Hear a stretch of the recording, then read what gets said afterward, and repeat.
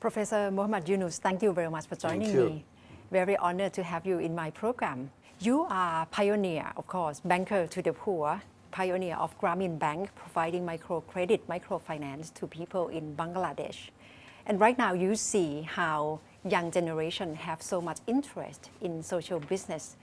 Do you see this as your mission accomplished?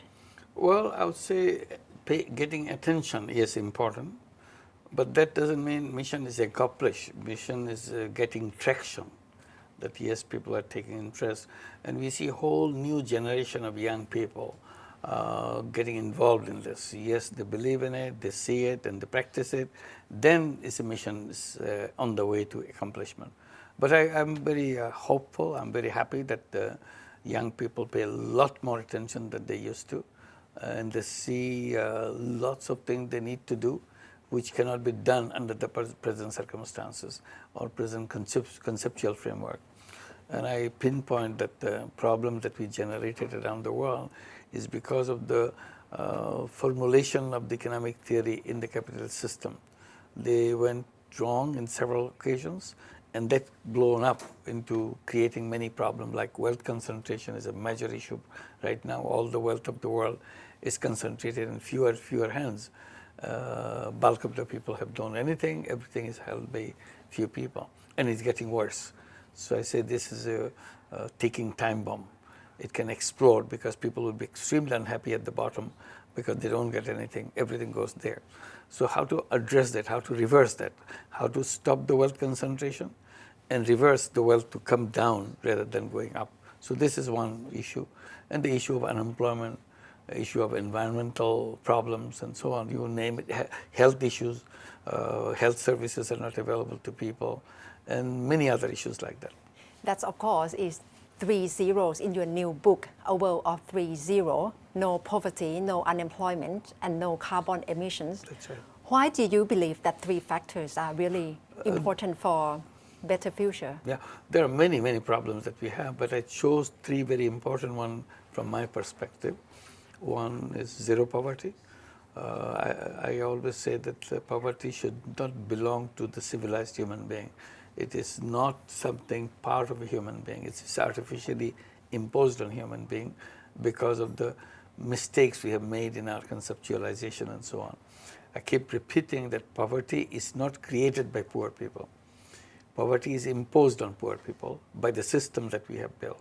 So if you redesign the system, there'll be no person in the world will be poor person. So I'm struggling with the system, how to undo the system, how to redesign the system.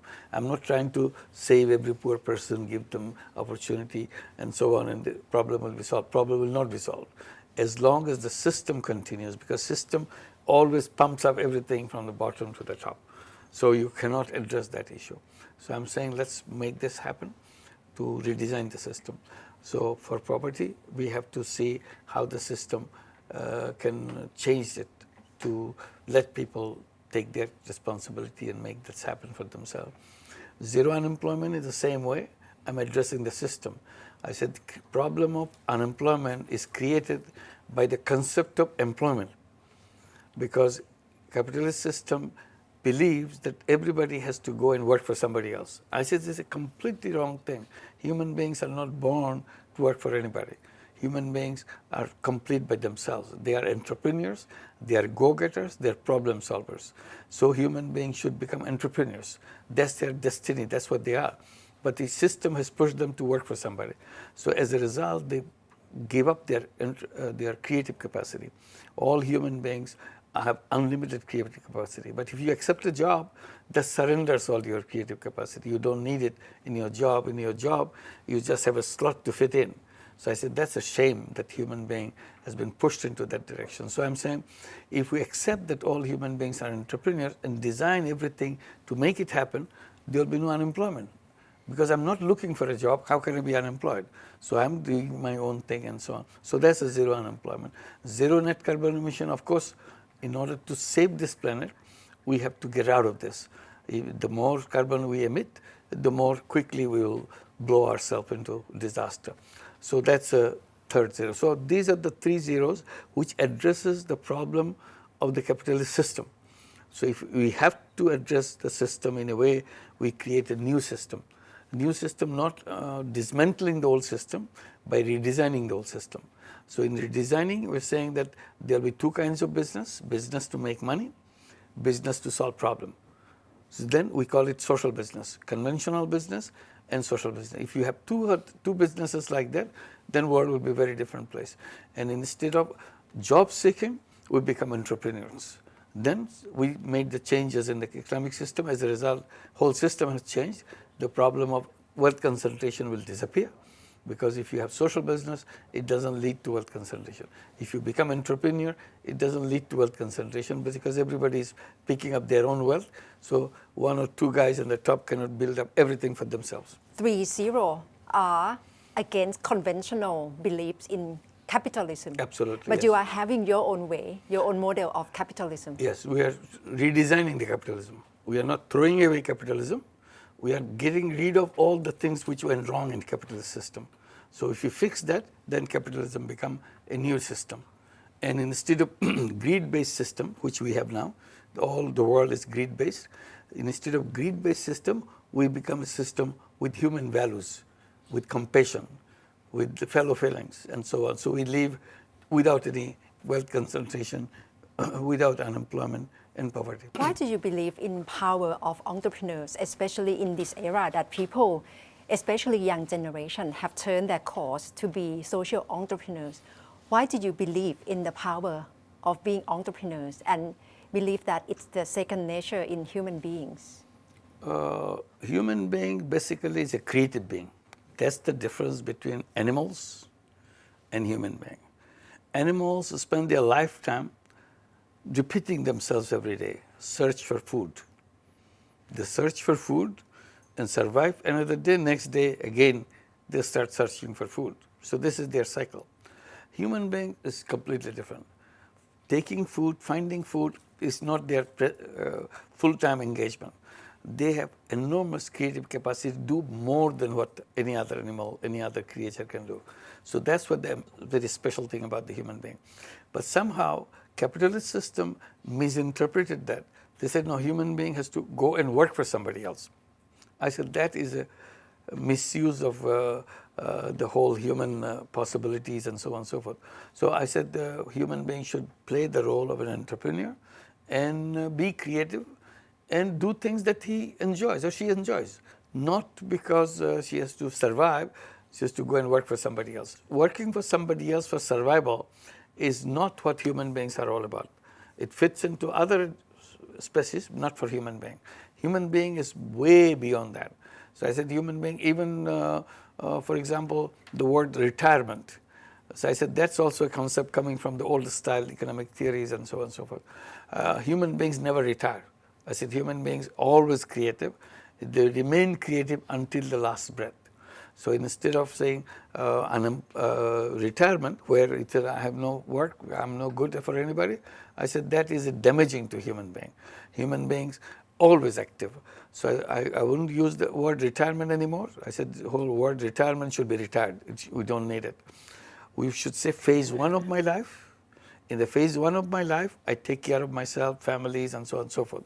So busy with myself. And I draw a line where I begin the phase two of my life. In phase two of my life, I do the things which I could not do during my phase one because I was too busy taking care of family, my children, everything. So phase two, I have no obligation to anybody. I'm a free person. It's a freedom phase of my life. I do the things that I wanted to do for everybody else. I have done enough for myself. Now I do things for everybody else. That's phase two. This is the most exciting phase of human life. And the human being should be prepared to start the phase two. That's the exciting thing. That's the most happy life, part of happy life anybody could have. So that's how we should divide rather than retirement. And also say that where we draw the line in phase one and phase two, it depends on how much I want for myself. By age or by age, wealth? by age, by wealth. Are you now in phase two? It's up to you to decide. Some decide, oh, I'll start my phase two in 50. When I become 50, I'll start my phase two. I'll do everything for it. Or somebody say, I'll do it 40. And now, in the meantime, I'll have enough for myself. I don't need any more. I don't need to have big things and other things. Somebody said, no, 35 is enough for me. And I take care of everything. Now my family is taken care of. Let me go ahead and do my phase 2. That's what my real life is, phase 2. It's mean life out of the box of traditional Absolutely. way of That's thinking. a way No of retirement. No retirement. No, because I enjoy this. Retirement is a forced thing. Somebody draws a line, say after this you're not useful to anybody. I said no, human beings always useful. So this is artificially you are taking away my usefulness. So I remain useful as long as I live. But how can this wisdom can be really practical in this current way of thinking that the world is pushing toward having more GDP, stronger economy mean higher GDP? How can your practice or your theory go against this traditional wisdom? It's about all about us, all about me. What I want in my life, that's the important thing. Who needs GDP? I don't eat GDP. Every country needs it. Whose country? Country is you and me. If you don't need, how can a country need it? Because Just refuse it totally. Because it's not relevant to me. How can you tell economists to really believe in this? Well, you are designing a new economy. So that's how new group of economists say this is the economy, this is how it is done. Now we say GDP, we talk about growth. Nobody says growth for whom? That's what wealth concentration. Now when you have new extra dollar coming in, who got the dollar?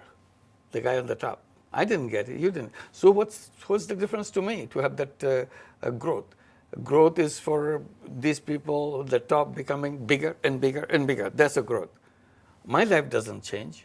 So 99%'s life is not changing. 1%'s life is zooming to the sky. You call it growth. I mean, it doesn't make any sense to me, at least. So I would rather do something which touches me. So that I take care of myself, I have taken enough, and I'm not going to get a lot more to build up wealth, build up richness. I would rather dedicate myself to solve the problems that I see around me. That's my life. That's how I would like to enjoy. Do you see this is the time for the poor to really speak up and follow the way that they really want? And having Grameen Bank as the support team? Yeah, it's not about speaking up. It's to move forward, to do it. I'm not asking somebody else to do it. I'm saying I can do it, you can do it, everybody can do it. So it's not asking or going into demonstration on the street, government has to do it. I'm not asking government to do anything.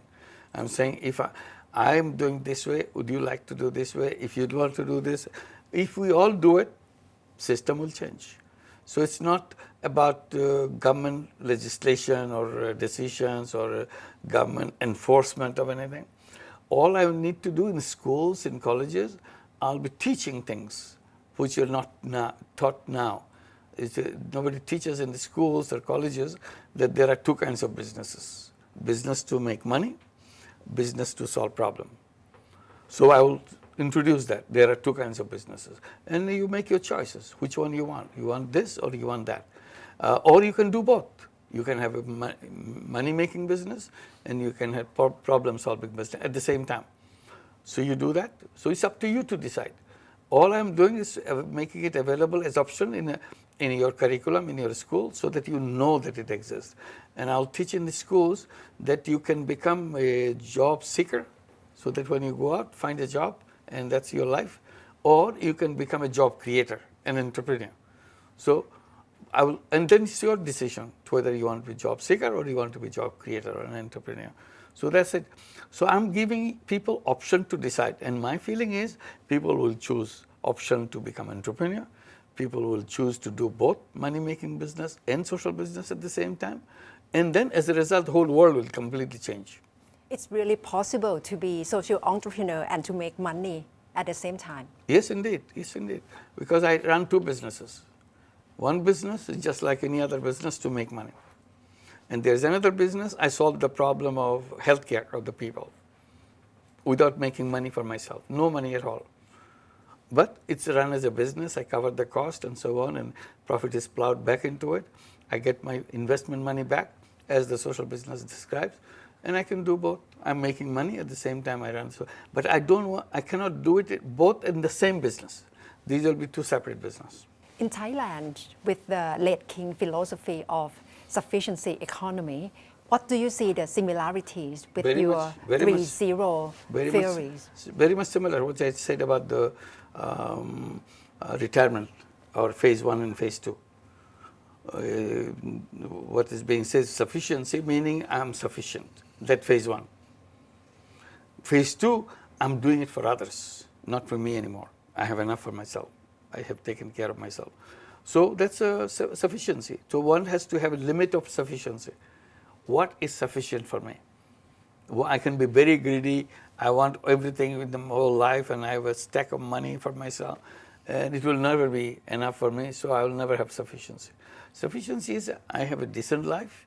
I'm never running out of my resources to take care of myself, and I'm not in a kind of luxury situation, and a modest, decent life for myself.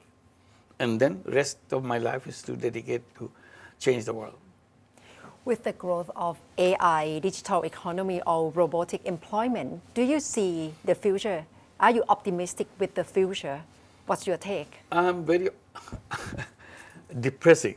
Depressing? Yes, I see it's very depressing about AI.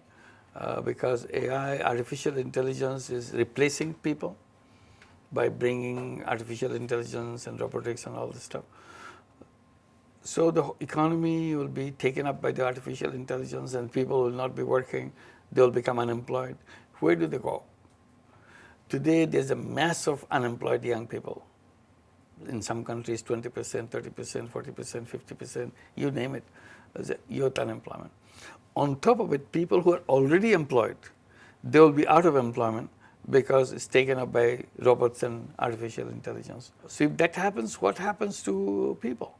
Some are saying give them the universal basic income, some kind of welfare. Government has to give them the money so that because they have no income.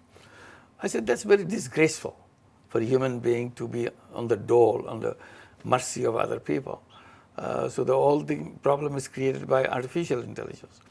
Then they are telling that artificial intelligence someday will become super intelligence, more intelligent than human being. Then I asked the question, if they become more intelligent than human being, then they will look at us as if we are cockroaches, because our intelligence is so little, their intelligence is so big. So are we aiming at a world where we become insignificant, we are treated like cockroaches on this planet? That's not the world I would like to create. I'm creating this by creating intelligence. So why don't you get rid of it? Don't do that. So I'm saying that there should be a social control over designing technology. Technology cannot be designed as the desire of any single person. It should be within the social control, that what technology you can develop, what technology you cannot develop.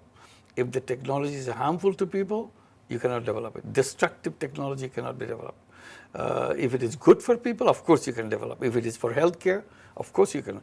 You can make technology in such a way everybody gets the best healthcare possible, almost without cost. I love that. Bring that technology. If your technology comes, everybody will be learning by the best, learning from the best teacher in the world. Bring the technology. We need that. So there'll be good technology, desirable technology, and there's undesirable technology.